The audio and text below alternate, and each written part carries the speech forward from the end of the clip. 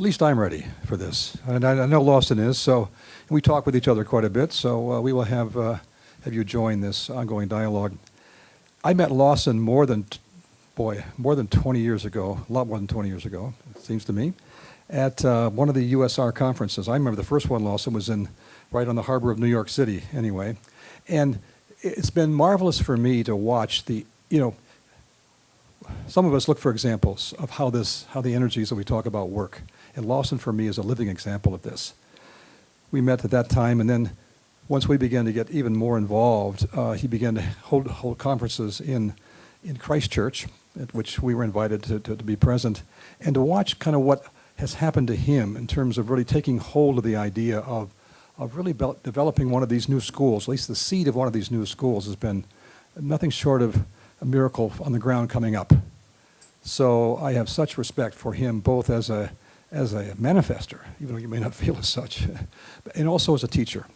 We've been taking some classes from Lawson online, Esoteric Psychology 1 and 2, marvelous classes. If you get an announcement about this, you should. These are marvelously laid out for people who want to go deeper into the work.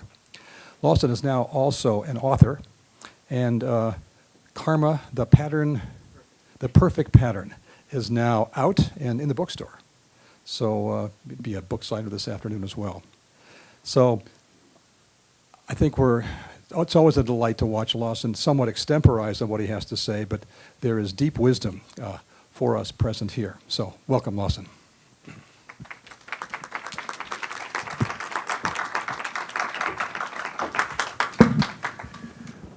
Well, this is relatively new.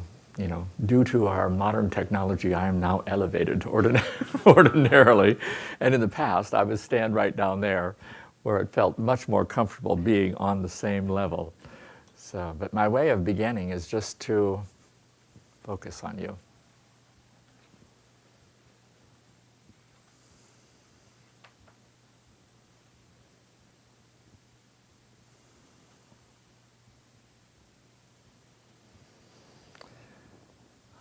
Such a deeply humbling experience being in your presence. And this is the high point of my life. I approach it always with such trepidation. Who am I? Why am I? How do I deserve you? And wonder, of course, what's going to happen when I am once again here, because up until the moment of being here, I have no idea what it is that I'm going to talk to you about. Of course, I have many ruminations, like we all do. I read the blue books like you do. I'm on the webinars, and I listen to all of the wonderful ideas and images that are coming through the force field that we're in. But now I get to be in this and simply allow whatever it is that's supposed to come through in this moment with you.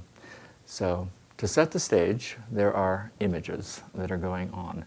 And most of these are familiar to the old guard. People who have been here for many years are in the pictures or they've seen them before. And this is just the emergence of this seed for one of the new schools called Christ College of Trans-Himalayan Wisdom.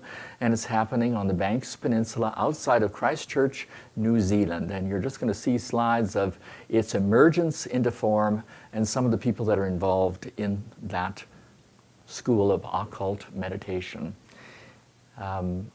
Also, I'd like to fully extend my gratitude to my two fellow teachers at Christ College. And that's Orest and Julia Tarnowski, who are sitting in the back, and they are daily going through the fires of this process. And, the sacrifices that they make, the dedication of their willingness to be in the process are unparalleled. I would not wish it upon any of you in one way. That's just the suffering of the vehicles. But in terms of the joy of being in the fire and having the heart fully on flame, a sense of being in a position where an ideal is becoming real on the physical plane, of course, they're the lucky ones. I'd like to also thank, although she would think, what are you doing? I would like to thank my wife, who's not here, but she's the fourth point. In that wonderful triangle you have, you divide the triangle in half, and out of that division you have the spinning out of all of the Platonic solids, the anchoring in substance, and that's the role she plays. So today's topic, again, my process is to go into meditation a few months before the event and ask for a seed idea. And so, the seed idea for this one came through as the Reveille of the soul. So, of course, then that starts me on a journey. What is Reveille? It has some, of course, resonance because I think in our society, American society, being a sixth-ray personality, with all of that, rise up and respond, the concept of a trumpet blaring forth and announcing the beginning of the day, wake up and hear the intention of a superior force calling you to duty, calling you to responsibility, calling you to implement a plan. These are all of things that come into our mind when we think of this wake-up call that calls an army into existence. One of the things that I'm just realizing as I'm not hearing it is that last night I realized that the slides had been set to the wrong time, so I set them to the correct time, but we've lost the bugle. So, yeah. So you're going to have to imagine that clarion bright bugle call that was going to fill you with a sense of both shock, awe, and delight at this moment. Yeah. But that's the nature of things happening as they happen rather than as you as a personality, me as a personality, intend them to happen. So I thought, well, here we are, here I am. We are really at a time in our lives, at a time in history, which is unparalleled, where we are being called to wake up.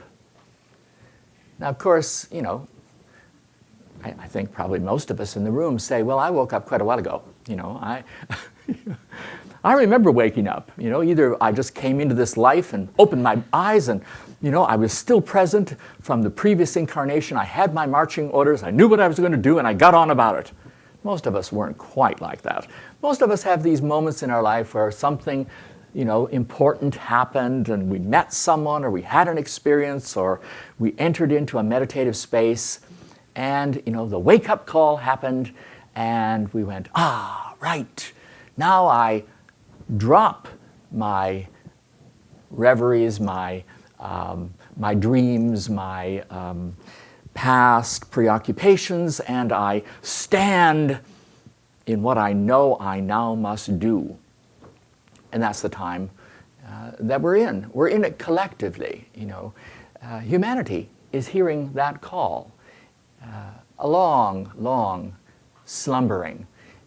And that slumbering is just all the themes that have been sounded by the speakers so far. This slumbering in the material preoccupation.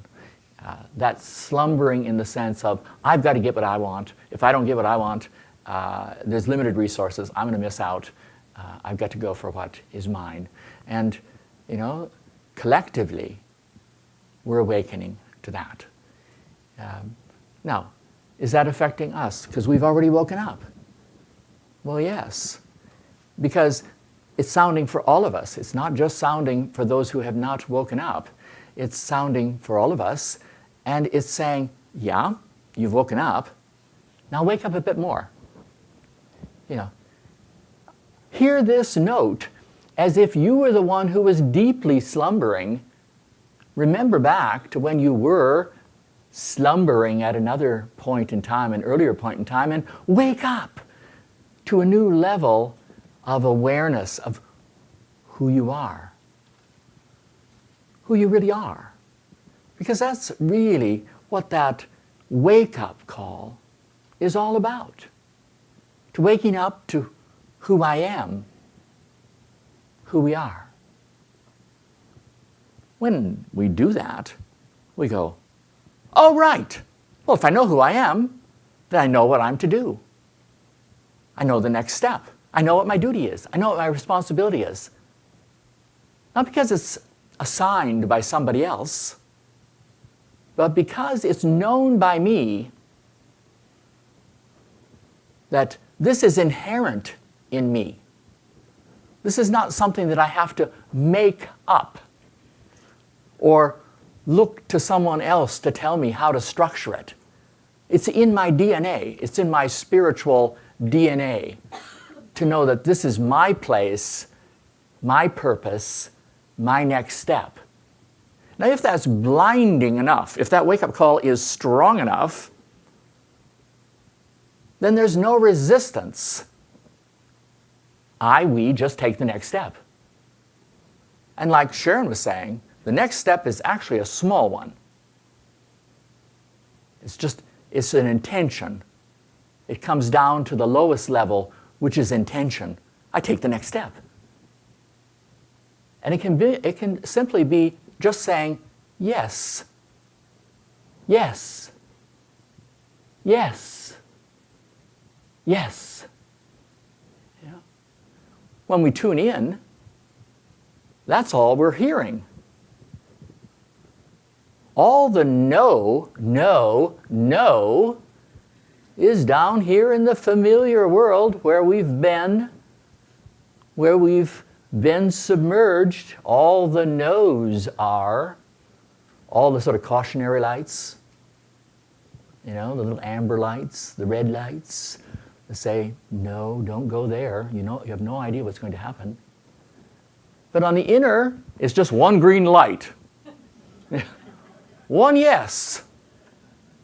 Do it. Be it. Do it. One of the things that, when I began to think about this Reveille, the Reveille of the soul, and the fact that we live in a time in which that division between that force which literally creates the vehicle that we're in, that part of us that has never lost contact with us, that part that supervises and tries to find those moments in the life where usually through a severe crisis we're able to hear a directional note, because it's all aligned with music. This Reveille is just a series of notes. You can see it plotted out on paper, and certainly you can hear it with all of your various ears, these notes that are aligning with the essence of who you are. And when that note corresponds to your own sense of, yes, that's me, the heart responds. Aha!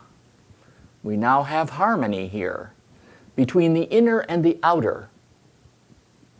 And that resolves the fear of responding to the note, to the instruction, to the intuitive little hint that allows one to take a step that will lead to another step and another step. So we live in a time in which all souls, there are only one soul, of course, but if we think of it in terms of this differentiated reality, all souls are facing their vehicles. This is an unparalleled event. Usually in the history of this great Syrian experiment on our planet, our souls have better things to do than focus on us. You know, we're slowly evolving scientific experiments. You know, you can walk away from the lab, you just put it on a, you know, an automatic sort of process, and you come back and monitor every so often to see how it's going. That's usually how it is. But that's not how it is right now. Because of this tremendous opportunity, this tremendous crisis, all souls are facing their vehicles. All the notes are being sounded to the vehicle. All the flames are being fanned. So there is a tremendous sense of, well, you know, Harold did it beautifully. You know, it's like, all right, just go ahead and sing, he said. Yeah. So this is what, you know, all of us are being fanned, and then, you know, we're all getting this urge then to sound our note, to sing it. You know?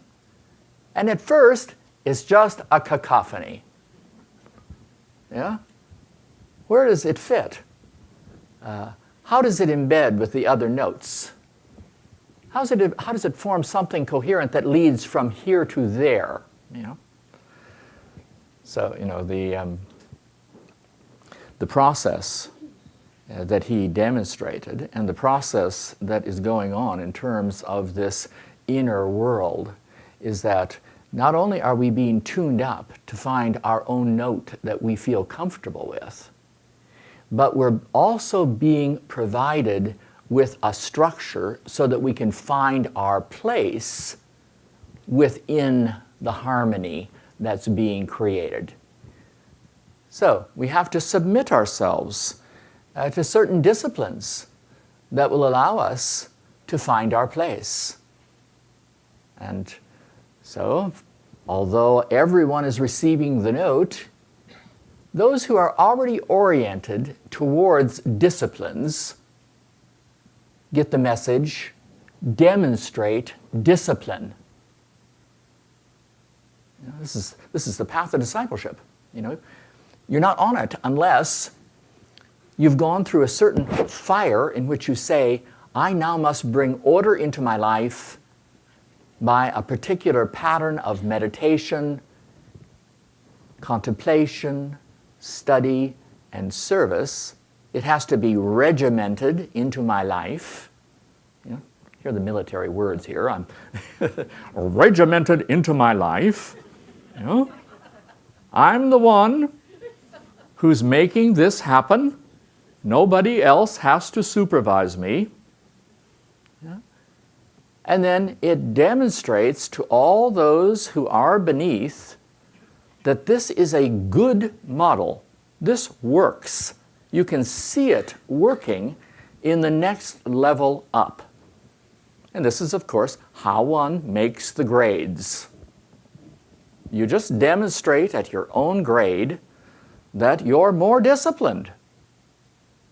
More disciplined, more disciplined, more disciplined. You know, at the beginning, this seems like tyranny. You know, like, why would one want to lose one's freedom? Yeah. I was thinking about this. I was thinking back to being a farm boy, you know, and, you know, the idea of having to get up in the morning was disgusting. Yeah. The alarm would ring at 5 or 5:30 in the morning, and I would have to, you know, adolescents don't like to get out of bed. I have to get up and get down there and do it. I trained myself to do it, but I said, I'll never do this again in this life. Yeah. And I thought about that, you know, a few weeks ago. You know, we have at Christ College, we have this, you know, very regimented discipline that we're in, where, you know, at least I wake up, they wake up earlier. I wake up at 6:30. We meditate at 6:45. We meditate at noon. We meditate at 5. And it's not a minute one way or the other. This is what we do, you know, in our discipline. And one day, about 2 weeks ago, I didn't show up for morning meditation. I did not show up at 6:45 or 7 or 7:15. I showed up at 7:15 when 7:30 when I woke up, and the alarm didn't go off. Well, the alarm didn't go off because I didn't set it. Yeah. And, I said to Orist, who'd been leading the meditation, wow, isn't that something? That was the first time I did that in 4 years. And Orist said, no, it was the second. And I went, oh, right. I can't escape from the fact there's still a remnant of that part of me as an adolescent who said, I'm never going to do that again in my life. There was still that rebellious element in the personality that did not want to conform to my own self-chosen pattern that I was in. Well, then there's, in our teaching, we have this concept, the army of the voice. All right?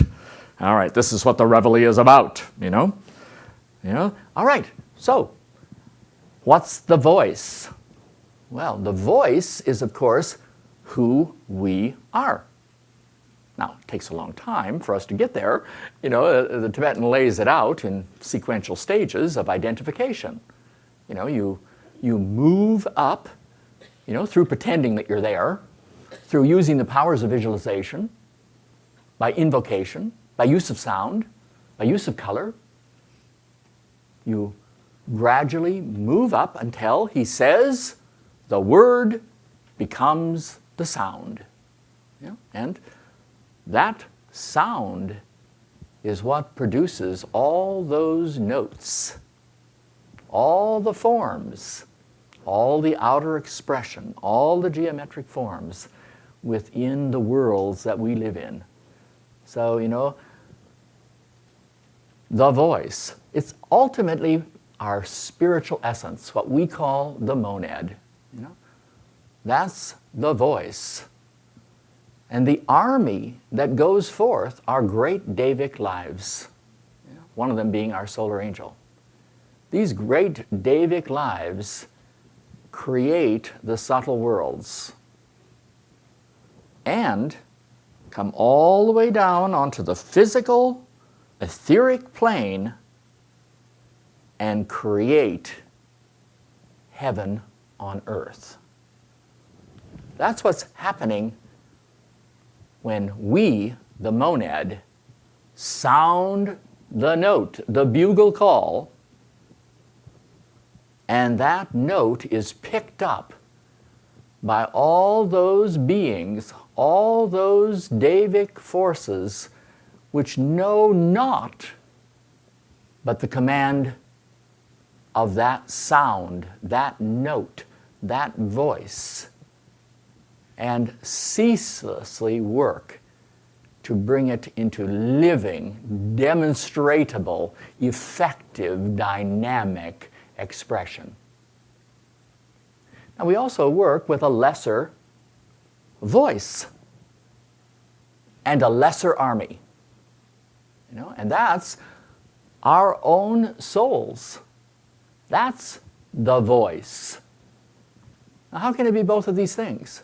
Because right at the center of our causal body, right at the center of our soul, is the jewel,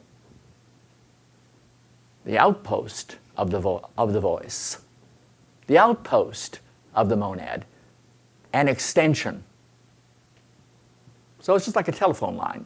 The voice, way far away, comes down the line so that we can hear it. And at that point, another army arises to flesh out the mental world, the astral world, and to supplement the etheric world. Now, we, of course, work our way up so that we identify with the first voice, the voice coming through our soul.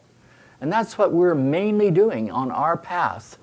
This is the voice we're hearing. This is the reveille that we're hearing in our lives.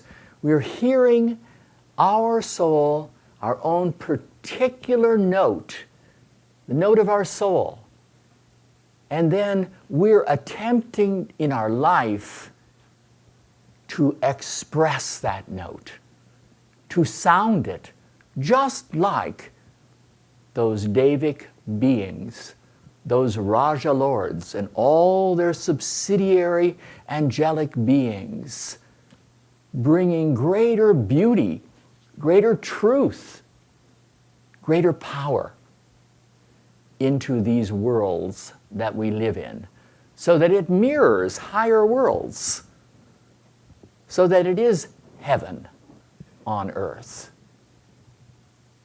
Now, there, of course, is resistance, just like me not getting up when the alarm rang. You know, there's resistance.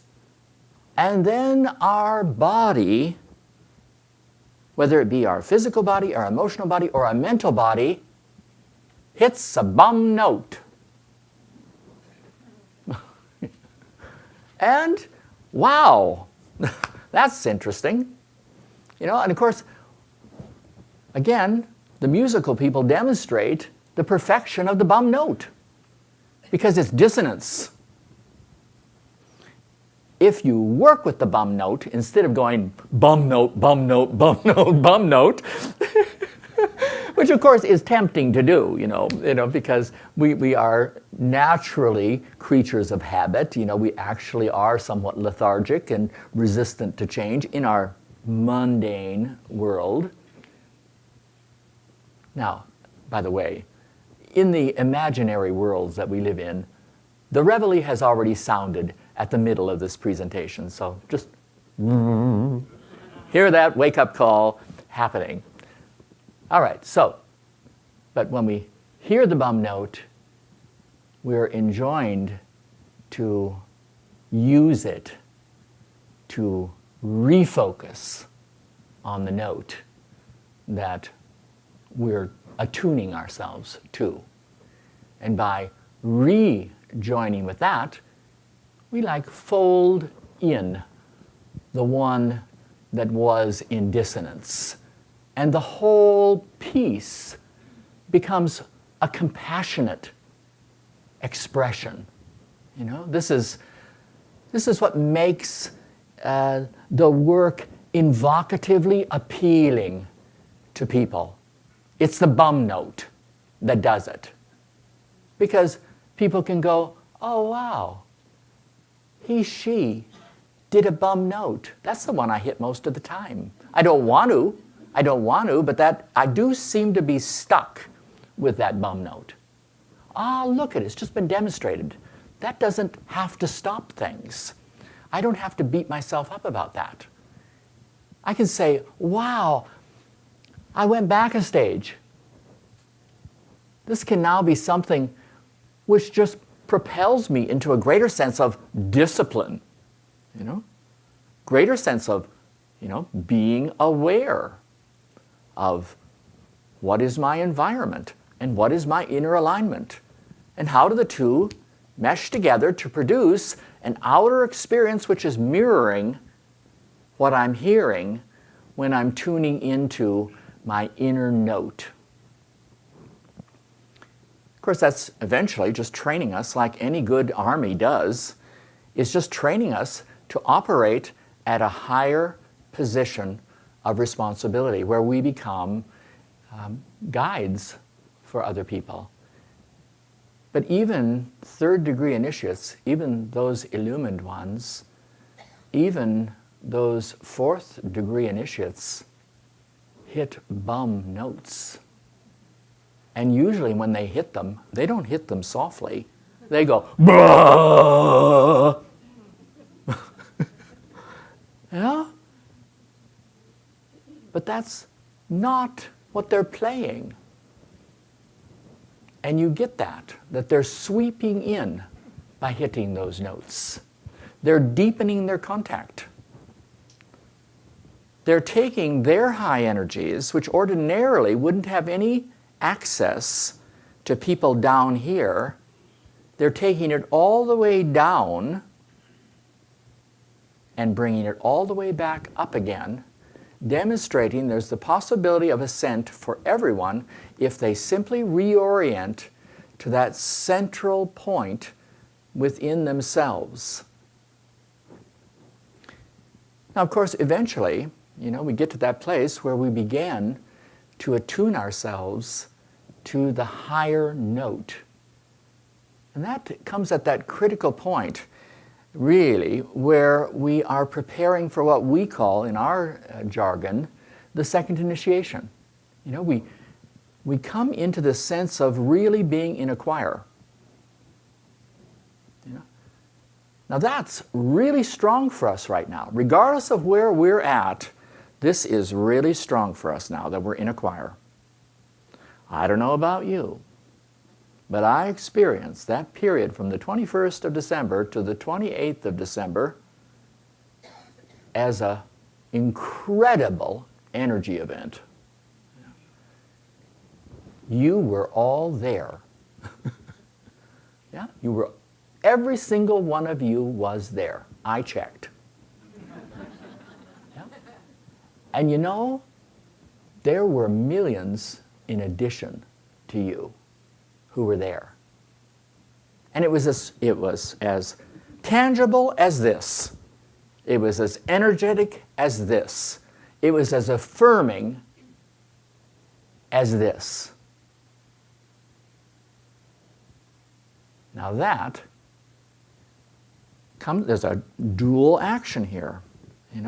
When that occurs, when there is this sense that it's we, not me, that it's we, then there is the contact with the higher note. And that higher note is really being sounded in those higher ethers. This is the Buddhic plane. This is the Atmic plane. This is where the army of the voice is first focused before it comes all the way down onto the physical. So I felt us to be deliberately listening to that note, which we call the plan. Really listening to that note. And what happened within our collective field was cohesion.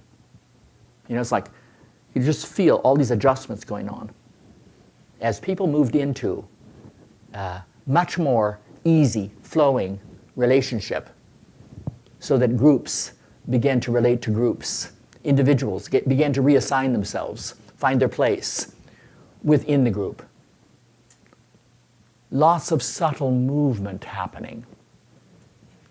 So that there was a kind of great collective sigh within the group. A kind of letting go. Because there was no longer as much tension. And I saw the future in that moment, The future where that becomes our daily living reality, That it wasn't just at this great high point, but that it was what we knew, what we could tune in on at any moment in time. And that's our practice. That's now our discipline. As soon as you touch something, wow, now it must become a discipline. Because that's the correct response. So, our discipline is now to remember every day, as many times as possible, that this is the field. This is the field that I'm in. This is where I'm working. From this energetic field. Like that sense that we're in the hierarchy. Not separate. We're in the hierarchy. And we're listening. Just as the hierarchy listens to that higher note. And everything that occurs within the hierarchy is directed by the fine reception of that note. Same note, but it gets, diversified within the hierarchy. And we have all the various ashrams and all the various masters who hear it through a particular note reassignment or adjustment, a tune-up in terms of a particular ray line.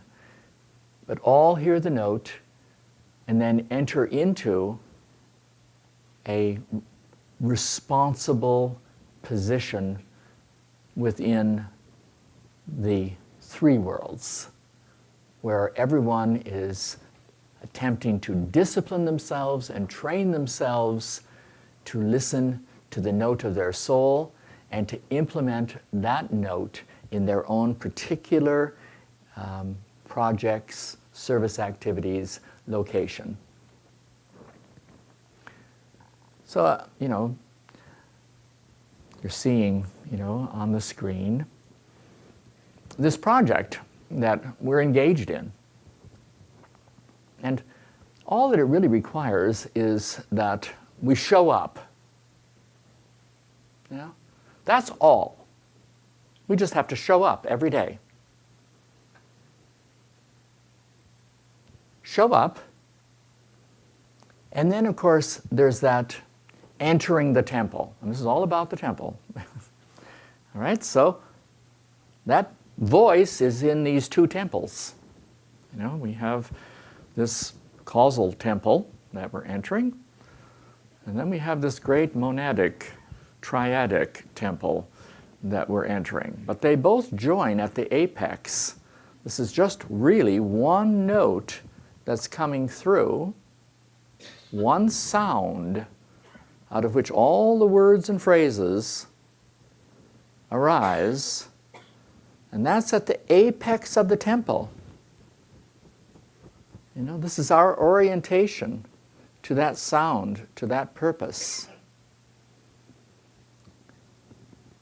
And so, to show up in the temple is the first responsibility as we're living in this very specific, humble reality. Like I cannot stress, this is no different than your backyard.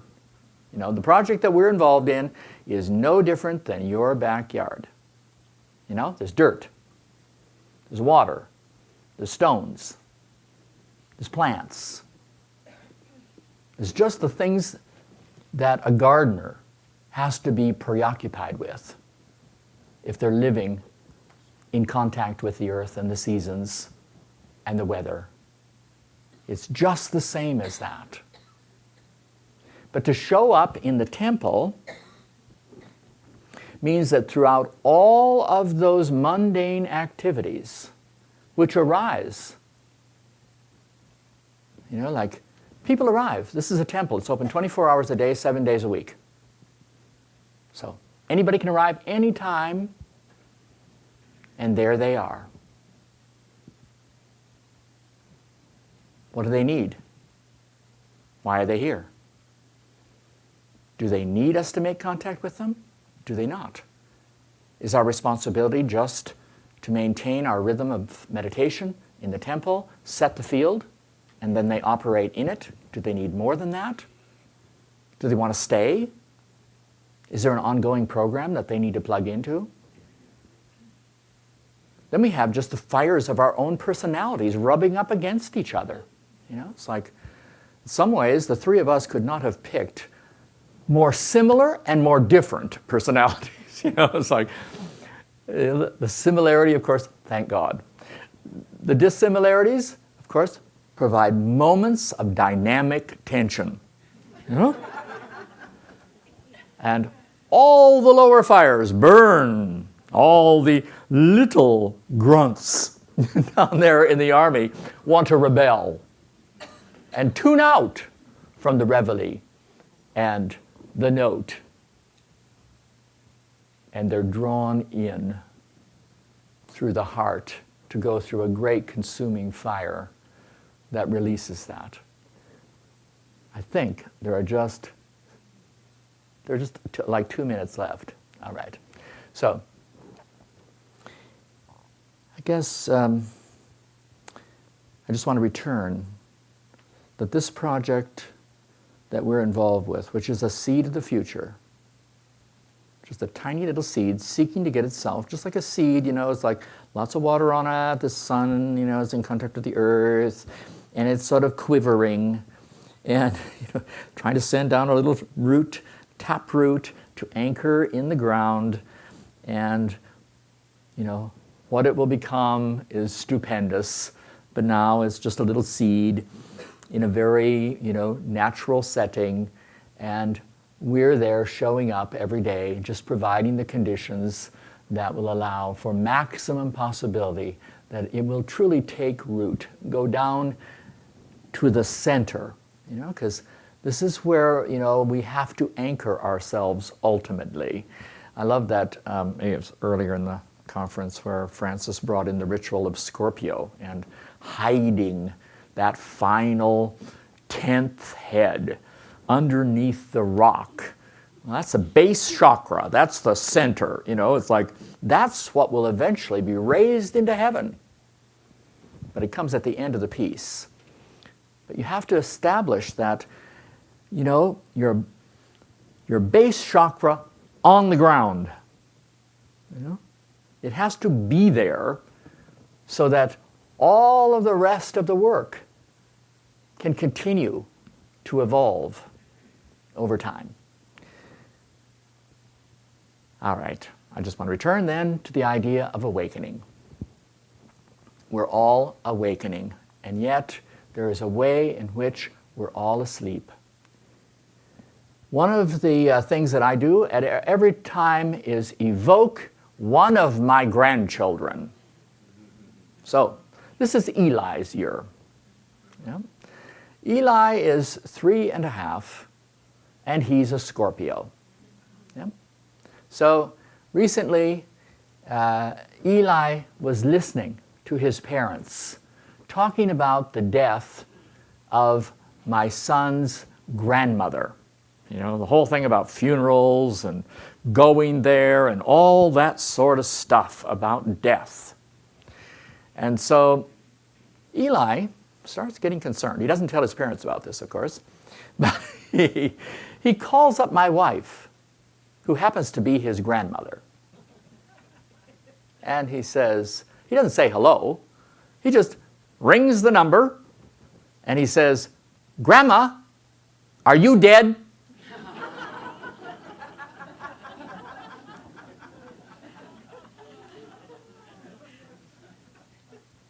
So I'm saying to you, Grandma, are you dead? Yeah. Thank you.